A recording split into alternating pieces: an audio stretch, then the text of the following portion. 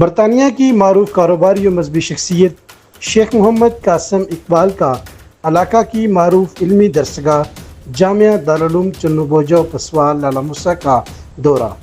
اساتذہ اکرام اور طلبہ اکرام نے والہانہ پرتپاک استقبال کیا، پھولوں کی پتیاں نچھاور کیں اور پھولوں کے ہار اور طلائی مالیں پہنائی گئیں۔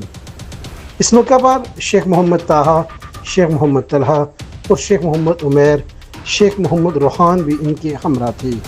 انہوں نے جامعہ دارالعلوم چنو بوجہ کا تفصیلی دورہ کیا، مختلف شعبہ جات کا جائزہ لیا اور تعمیراتی کاموں کے بارے میں بریفنگ حاصل کی۔ اس موقع پر مولانا عاصم اقبال، محتمم دارالعلوم پسوال و چنو بوجہ لالہ موسیٰ بھی ان کے ہمراہ تھے۔